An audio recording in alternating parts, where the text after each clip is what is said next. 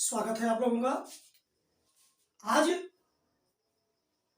नया ट्रिक लेकर के आया हूँ। एक वीडियो आपको मुस्लिम आक्रमण के बारे में भी दे चुका, उसमें ट्रिक से समझाया हूँ। और अब दिल्ली सल्तनत, दरअसल दिल्ली सल्तनत की शुरुआत जो है यह भी मुस्लिम शासन ही है। अब इसकी शुरुआत एक अस्थाई शासन के रूप में होती है भारत में। हालांकि इसकी शुरुआत तो मोहम्मद गोरी ही कर चुका था, लेकिन मोहम्मद गोरी के मृत्यु के बाद उसका गुलाम था कुतुबुद्दीन ऐबक। और बहुत चतुर था, वैवाहिक नीतियों द्वारा अपने राज्य का विस्तार भी किया। तो कुतुबुद्दीन ऐबक को एक बड़ा क्षेत्र मिला था मोहम्मद गोरी के मृत्यु के बाद, और उसने सुल्तान की उपाधि धारण की। तो यहाँ ट्रिक से देखेंगे, मैं दिल्ली सल्तनत, इसमें क्या है कि छात्र अक्सर कंफ्यूज होते हैं दिल्ली सल्तनत के बारे में कि कौन वंश कब आया, या कौन संस्थापक था, या किस वंश ने अधिक समय तक राज्य किया।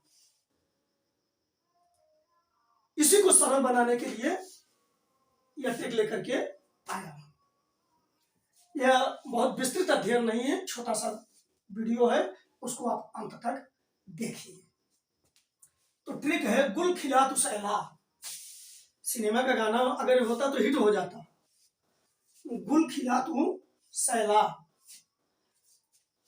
गुल गुलाम वंश, खिला खिलजी वंश, तू तुगलक वंश, सैयद वंश, ला लोदी वंश। बस खत्म, यही क्रम है इनका। देखिए, गुल गुलाम वंश, खिला खिलजी वंश, तू तुगलक वंश, सै अलग रखेंगे, सैयद वंश, ला लोदी वंश। एक बार आप पढ़े रहेंगे तो उनको अलग कर लेंगे, समझ लेंगे कौन अक्षर किसके लिए आया है। अब इनके संस्थापक आप देखिए, तो गुलाम वंश जो था उसका संस्थापक कुतुबुद्दीन ऐबक था, या मोहम्मद गोरी का गुलाम था। इसलिए इतिहास में इसने जिस वंश की स्थापना की उसका नाम ही गुलाम वंश रखा गया। 1206 से 1290 तक गुलाम वंश का शासन रहा, 84 वर्ष तक। ठीक, इसका इतिहास काफी लंबा है। फिर आया खिलजी वंश, खिलजी वंश, जलालुद्दीन खिलजी, इस वंश का संस्थापक। तो 1290 से 1320 तक इस वंश का शासन रहा। बहुत बड़ा नहीं रहा, 30 वर्ष बहुत बड़ा नहीं रहा, लेकिन उसमें इन्होंने काफी बड़े घृणित काम किए थे। तुगलक वंश, गयासुद्दीन तुगलक, संस्थापक गयासुद्दीन तुगलक।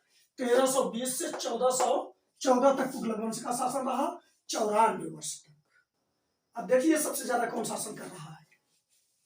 फिर सैयद वंश आया, इसकी स्थापना खिजर खान ने की थी, और यह केवल 37 वर्ष तक इस वंश ने शासन किया। और ला लोदी वंश का संस्थापक बहलोल लोदी था। यहाँ आप ध्यान दीजिए कि यह अफगानी था, अफगान। ठीक, इसके पहले जो थे आपने देखा था तुर्क जो थे, ठीक है, वो उनसे ये सब आए हैं, और ये अफगान था। जो 1451 से और 1526 तक इस वंश ने शासन किया, यानी 75 वर्ष तक इस वंश ने शासन किया। ठीक, आशा है आप इसको समझ गए होंगे। अब कभी कभी आपको इसके संस्थापक में ही दिक्कत होने लगती है कि कौन किस वंश की स्थापना किया।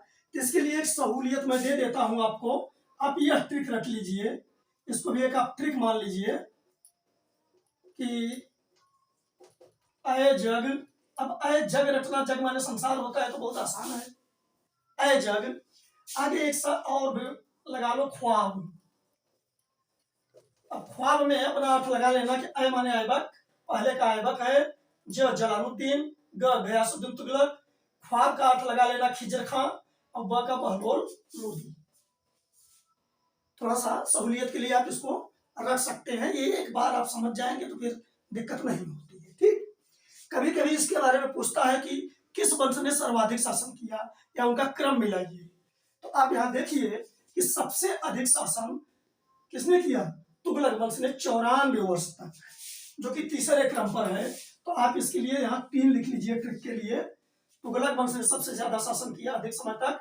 इसके बाद गुलाम वंश जो पहले नंबर पर है, यानी पहला वाला नंबर, और इसके बाद फिर आता है लोधी वंश, ये 75 वर्ष, 94 वर्ष, 84 वर्ष, 75 वर्ष। अब लोधी वंश आता है, और लोधी वंश है 5वें नंबर पर, ठीक है। फिर इसके बाद ये 37 वर्ष सैयद वंश ने शासन किया, तो ये आता है 4थे नंबर पर, ठीक। और सबसे कम खिलजी वंश ने शासन किया, ये आता है 30 वर्ष तक, ये आता है दूसरे नंबर पर। 315-42 आप याद रख सकते हैं, 3 1 5 4 2, 315-42, और इसका क्रम अगर याद रहेगा तो आप समझ लेंगे।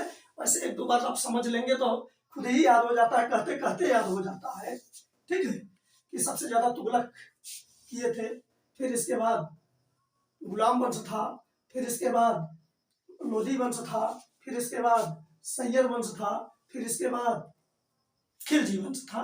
बहुत सरल है, आशा है आपको कुछ इससे सीख मिली होगी विस्तृत इतिहास के लिए। अब आगे हम लेकर के आएंगे वीडियोस, आप इनका स्क्रीनशॉट ले लीजिए अपनी सुविधा के लिए।